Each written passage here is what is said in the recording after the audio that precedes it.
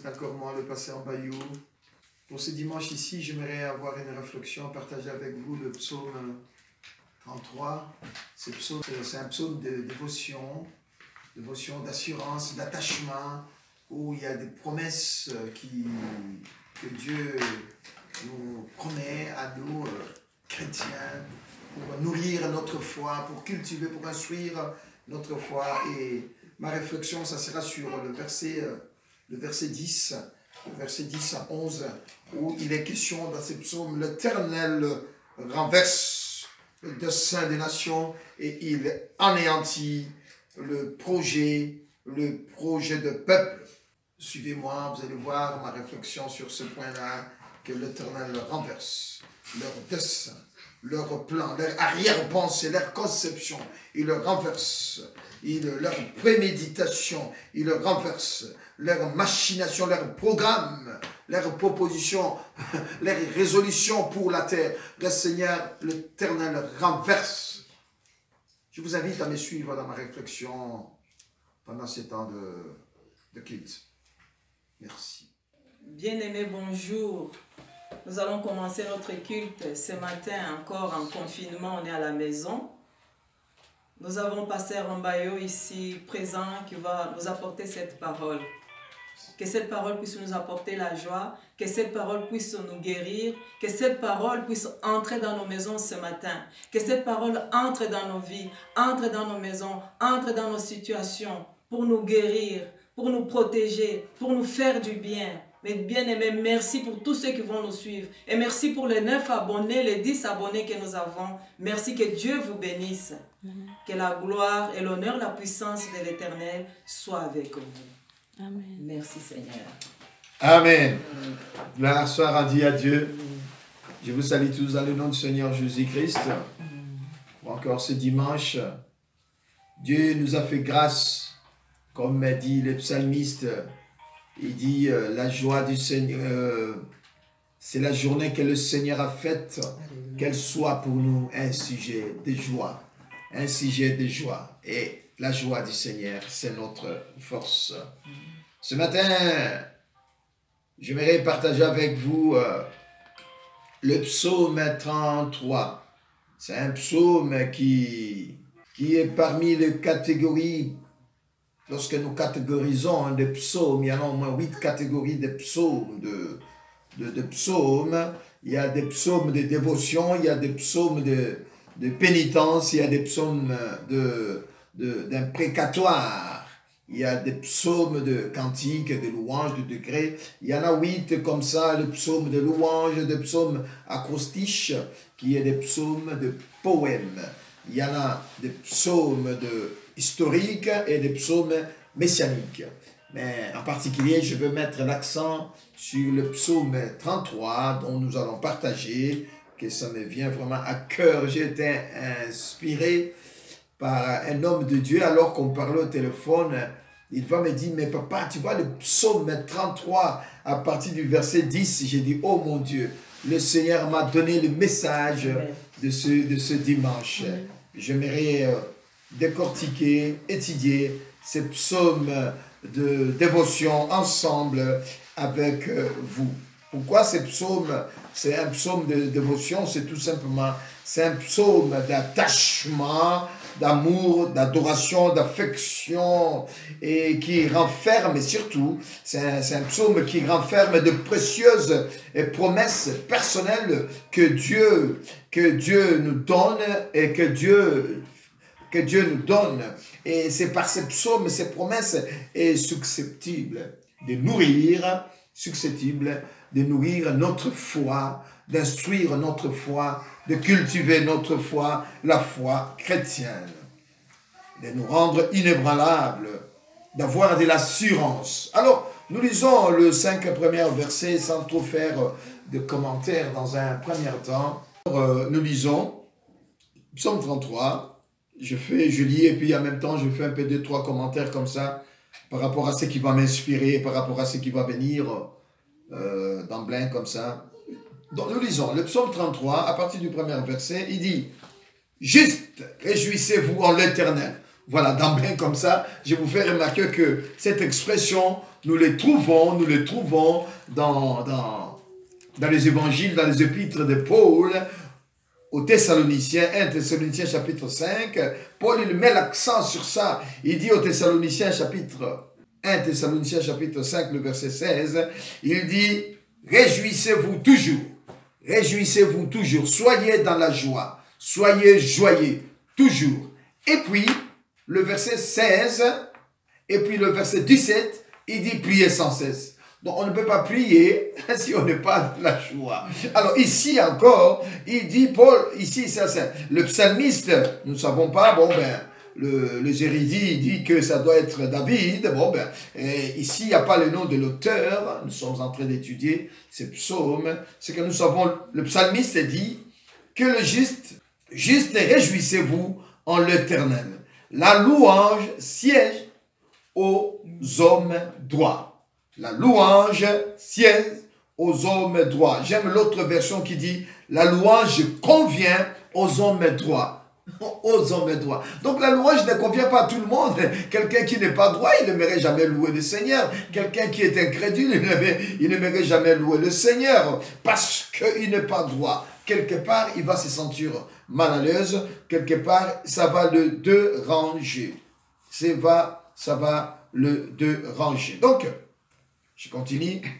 Célébrez l'Éternel avec la harpe, célébrez-le sur le ut à 10 cordes, chantez-lui un cantique nouveau, faites retentir vos instruments et vos voix. Vos instruments et vos voix. Vous remarquez, j'aimerais mettre un peu l'accent là sur nos frères, nos bien-aimés musiciens. Bon, ça va, là où c'est organisé, c'est organisé. Parfois, la musique, ça monte, puis la voix, on n'entend pas.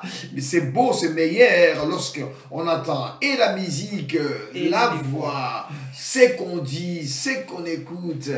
Je passe, il dit, car la parole de l'Éternel est droite. Non, la parole de l'Éternel, elle est droite. La parole de l'Éternel, elle est fiable. Non seulement qu'elle est droite, elle est fiable. La parole de l'Éternel, elle est magistrale. La parole de l'Éternel, elle est véridique.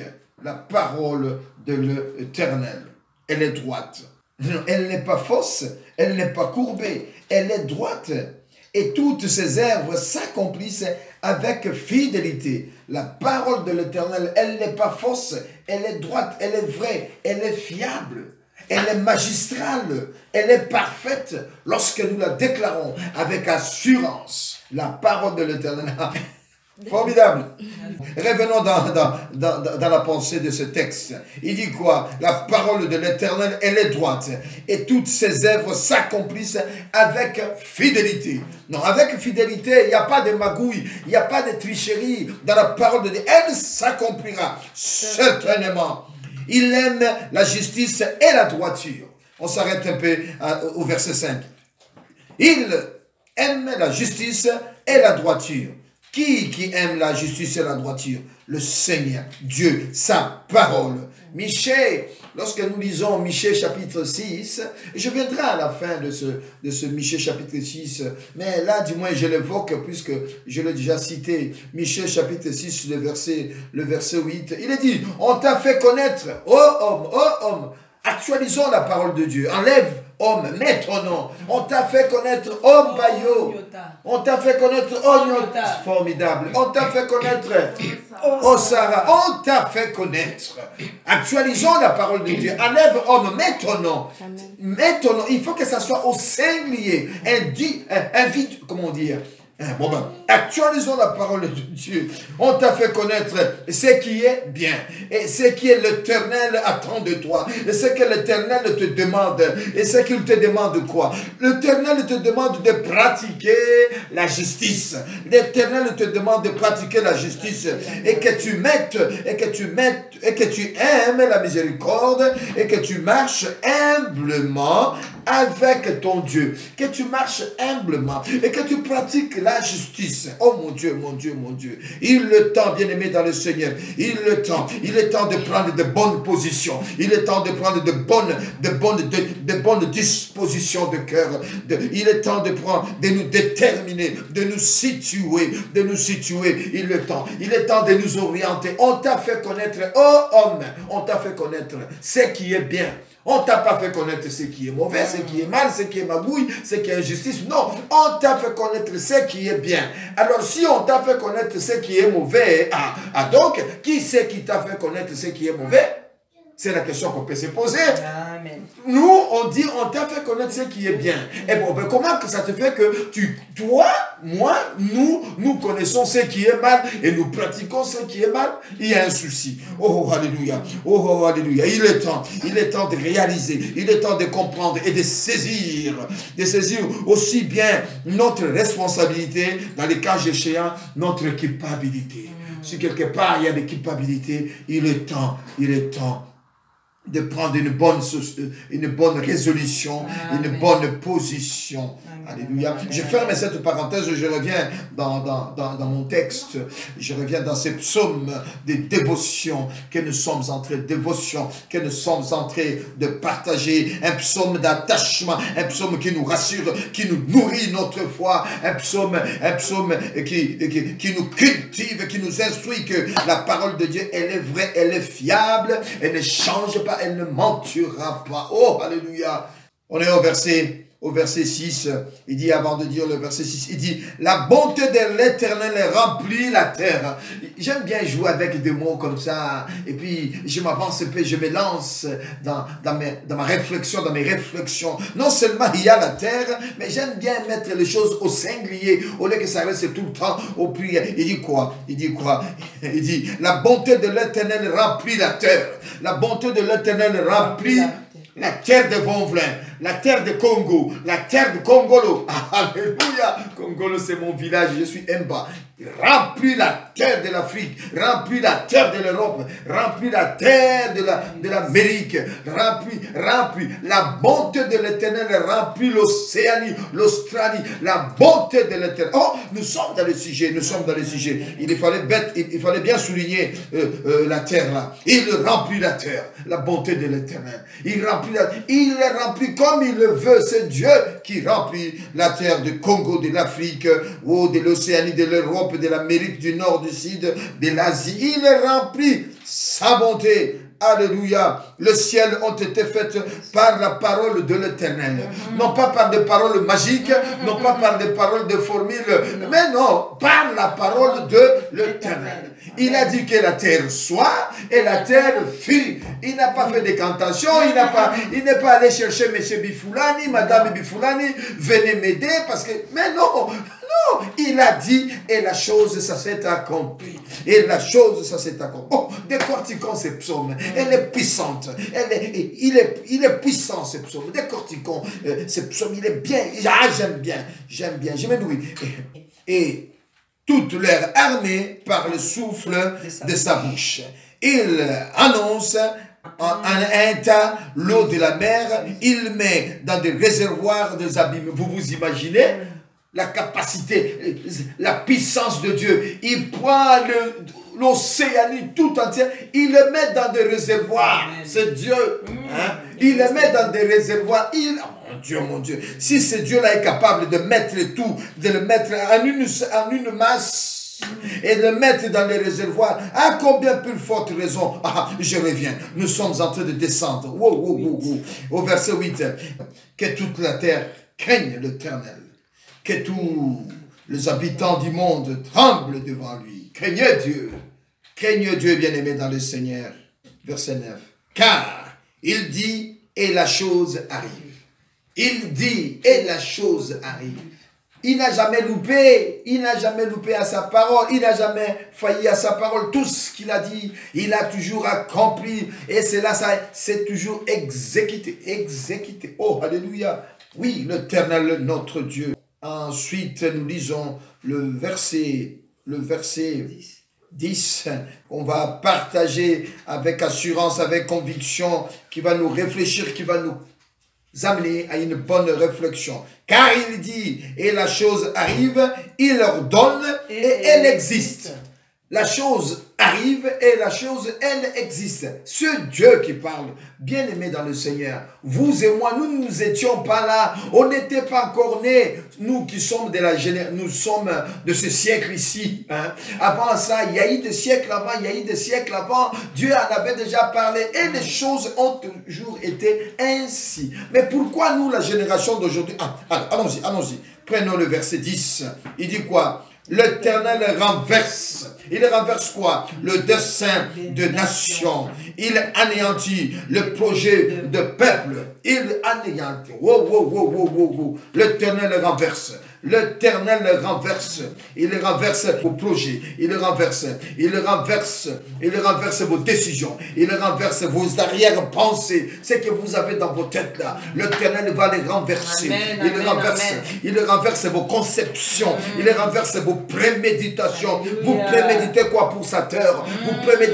Vous préméditez quoi pour la nation, pour son peuple? Le Seigneur renverse. Non seulement qu'il le renverse,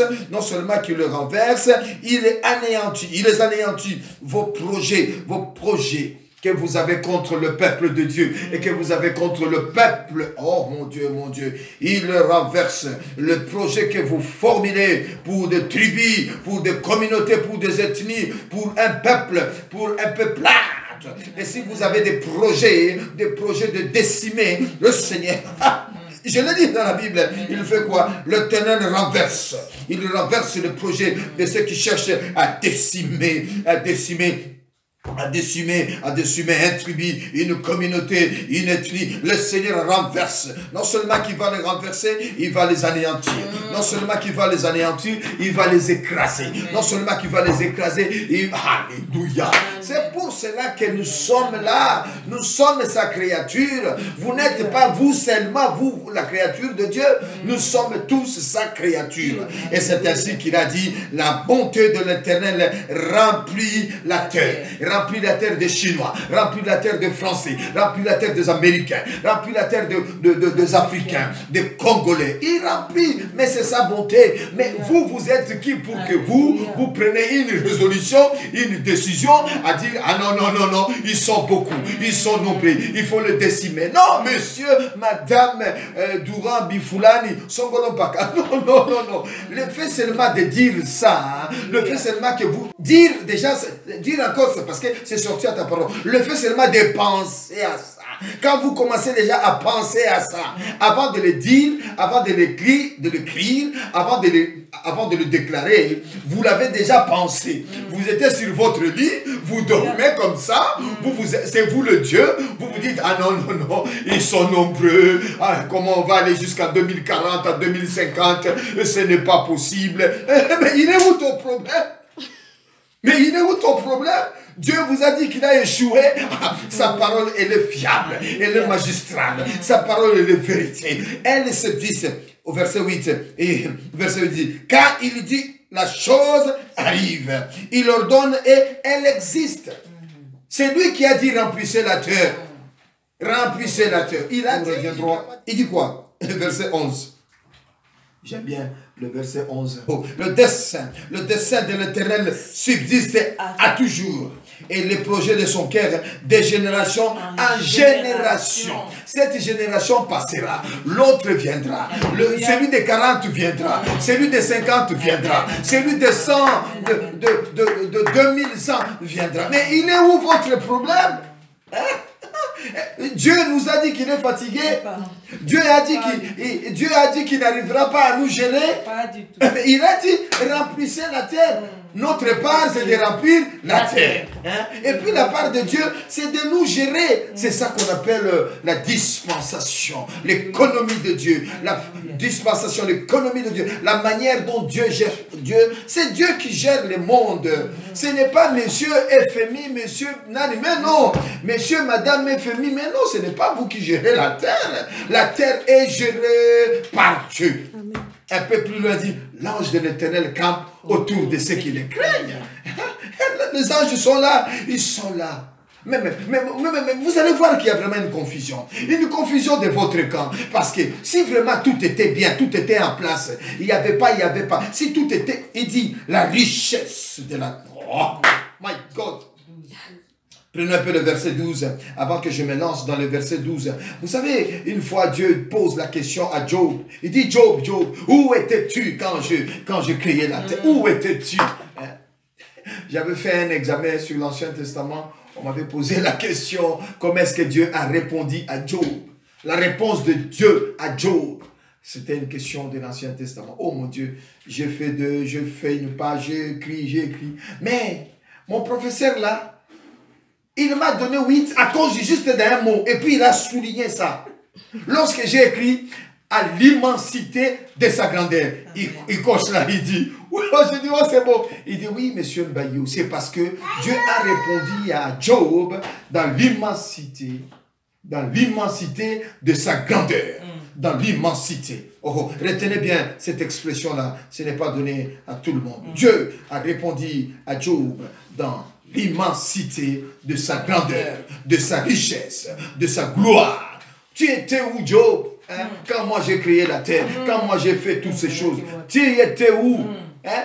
Pour que vous venez là aujourd'hui pour me dire, non, les gens ils sont beaucoup, il faut les décimer, il faut les éliminer. Mais non, monsieur, madame Douran, monsieur, madame Songolopaka, c'est vous qui partira. Et nous resterons. Et la terre subsistera à toujours et de génération à génération.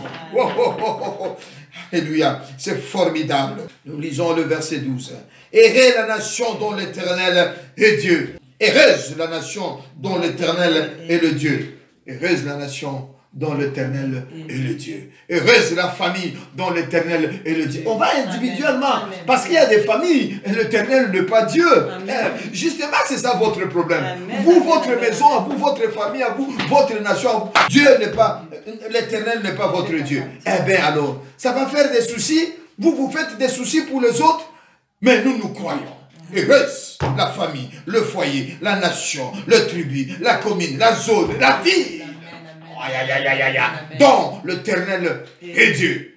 Mon Dieu, dont l'Éternel est Dieu. Non, on n'a pas dit malheur à la famille ou malheur. Mais non, on a dit heureuse, non pas malheureuse. On a dit bien heureuse. La famille, la nation, dont l'Éternel est Dieu. Voilà, j'ai décortique avec vous un peu la pensée de l'écriture, la manière dont Dieu m'a mis à cœur, partager un peu avec vous cette pensée formidable. Oh, je reviens, nous lisons le verset 12.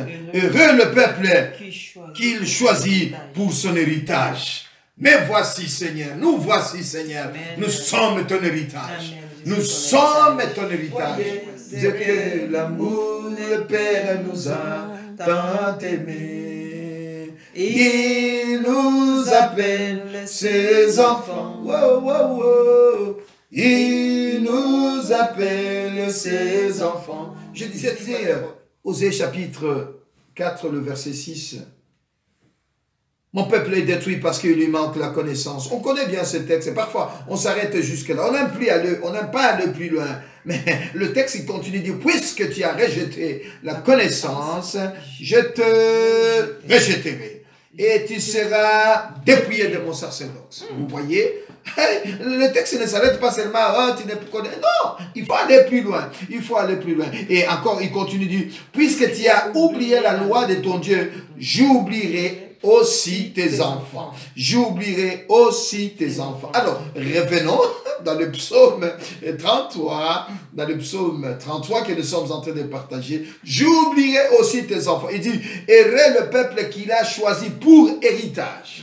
Oh mon Dieu, pour héritage. Mon frère, quel genre d'héritage vous allez laisser à vos enfants? Quel genre d'héritage que vous allez laisser à vos enfants? L'héritage de la haine, l'héritage de la colère, l'héritage Mais non, quel genre d'héritage? Parce que si vous laissez ce genre d'héritage, de haine, de colère, le Seigneur vous oubliera. Il oubliera aussi vos enfants. Nous dit Osée. Il a répondu dans l'immensité de sa grandeur, dans l'immensité de l'étendue, dans l'immensité de ses richesses à Job. Où étais-tu quand je créais, hein?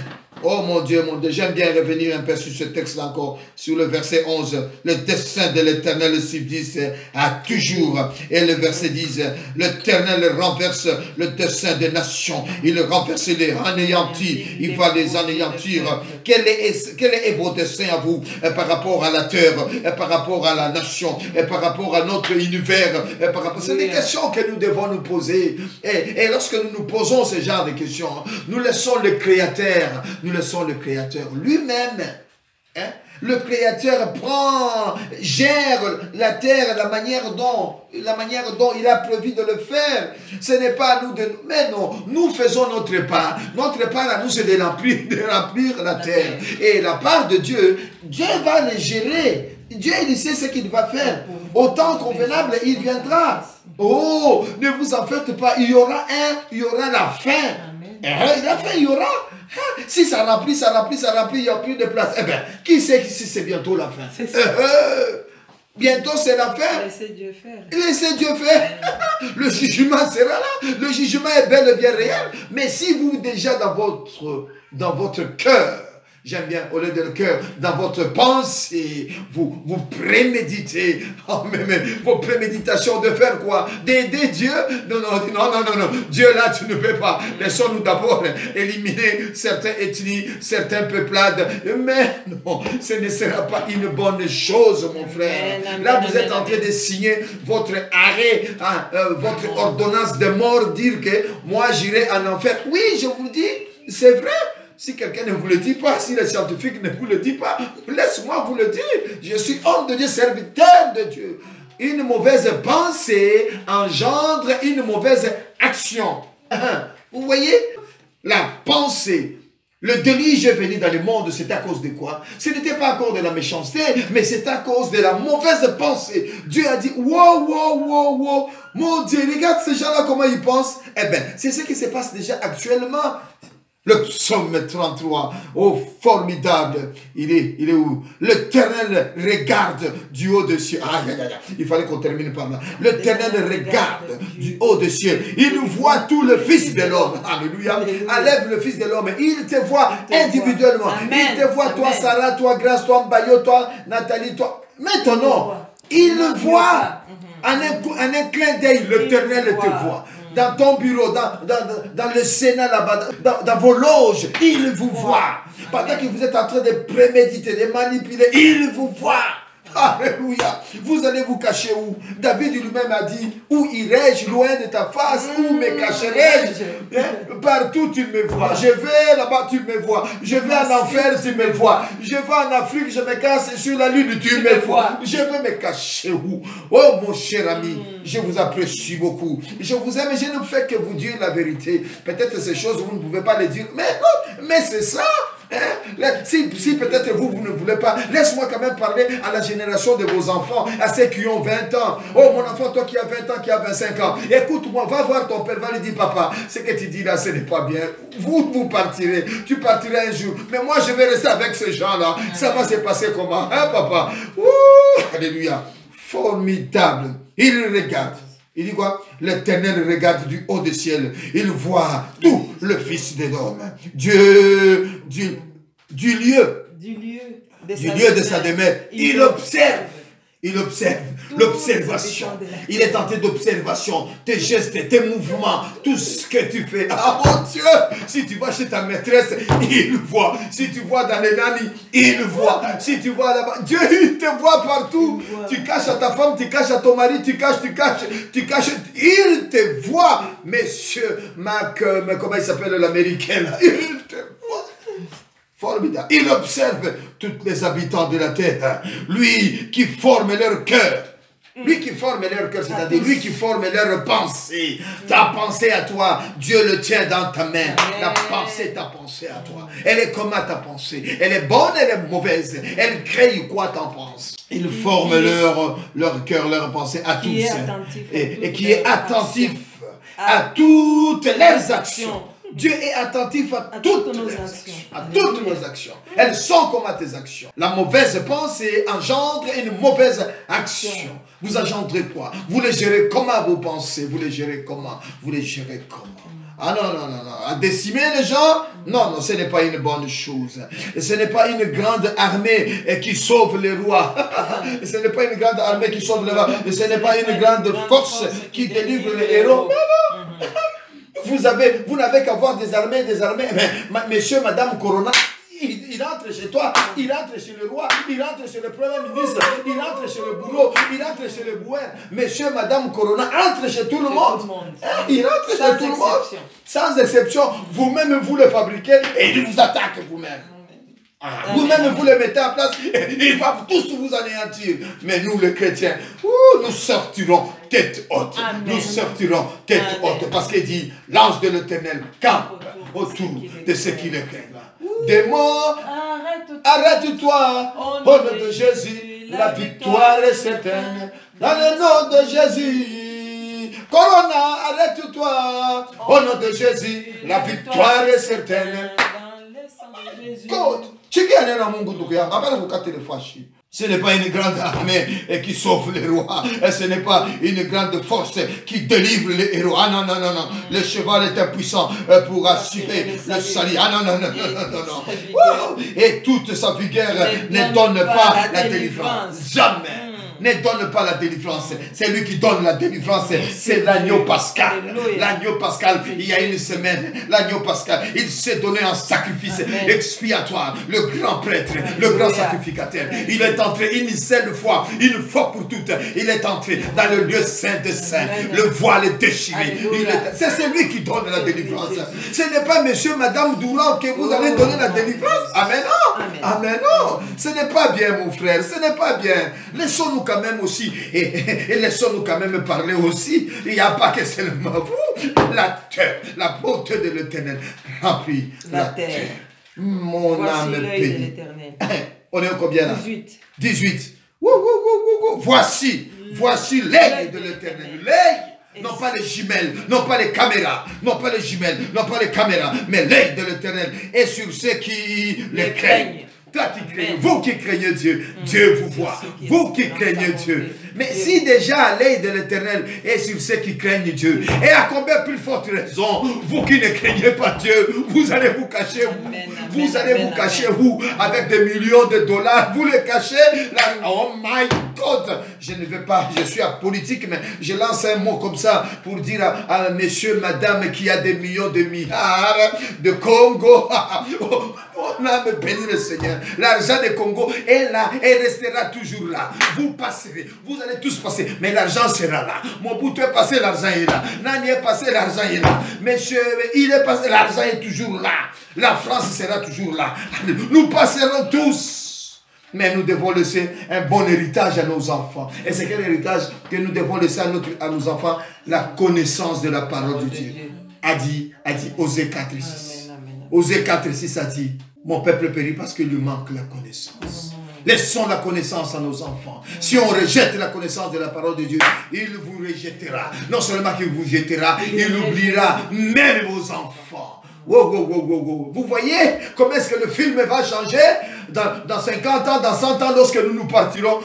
Formidable. On est au verset combien? My God, verset 19. Voici l'œil de l'Éternel et sur ceux qui le craignent et sur ceux qui espèrent en sa bonté, espèrent en la bonté de Dieu. Jeune frère, jeune fille, mon fils, afin d'arracher leurs âmes de la mort.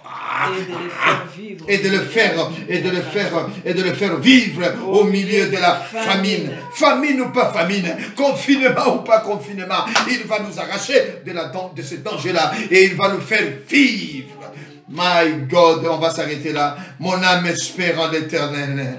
Il est notre secours, notre bouclier. Car notre cœur met en lui sa joie. Car nous avons confiance en son saint nom. L'Éternel, que ta grâce soit sur nous comme nous espérons en toi. Ma conclusion, j'ai compris le verset 10. C'est le verset 10 à 11. C'est très fort. C'est très fort. C'est très fort. L'Éternel renverse le dessein des nations. Il est anéanti leur projet de peuple. L'Éternel, le dessein de l'Éternel subsiste à toujours. Le fait que vous ayez une pensée pour la terre, détruire la terre, vous mettez Dieu en jugement. Vous êtes en train de juger Dieu. Vous êtes en train de dire, mais non, Dieu, tu as fait une erreur, ce n'est pas possible. Non, mon frère. Il y a le banc des accusés, il y a le banc de juge. Le juge est toujours en haut et l'accusé, il s'assoit là-bas. Mais quand vous dites décimer, c'est comme si vous disiez, moi je prends la place du juge et Dieu, assis-toi là. Dieu, mais vraiment franchement, vous ne voyez pas qu'on est maintenant nombreux? En 2040, ça sera comment? 2050? Mais non mon frère. Avant qu'on arrive à 2040, 2145, 2050, vous serez où? Vous serez où? Alléluia. Vous vous êtes déjà posé la question vous-même, vous serez où? À moins que vous vous repentez. La repentance est au centre de l'évangile. La repentance. Oh, alléluia. Il est temps de prendre de bonnes résolutions. Il est temps de prendre de bonnes décisions. Il est temps de prendre de bonnes résolutions. Et cette résolution qui te conduit à la repentance sincère, avec des fruits, de changer, d'aller se mettre à genoux, de dire à mes frères, je me suis trompé. J'ai dit, mea culpa. Ah, j'ai mal pensé. Je vois des images sur les réseaux sociaux. J'ai vu le pape François lui-même. Il est allé en Afrique, il s'est agenouillé devant nos frères noirs pour leur dire pardon. Si le pape l'a fait, à combien plus forte raison, mon cher, mon frère, vous, mais non, ne faites pas ça. Ça, c'est l'évangile vrai, sincère qui parle. Là, c'est le cœur. Vous savez, un poisson, quand il est dans l'eau, vous ne voyez pas ses larmes. Hein? Vous ne voyez pas. Un poisson, quand il pleure. C'est comme ça, je pleure. À chaque fois que je pense à ça, je lève ma voix. Prions le Seigneur, notre Dieu, notre Père, nous te sommes infiniment reconnaissants. Merci pour ces messages. Merci pour cette parole. Merci à la manière dont nous avons partagé ce texte. Oh Dieu, louange à toi notre Dieu, louange à toi notre Dieu. Que la parole, Seigneur, que nous envoyons.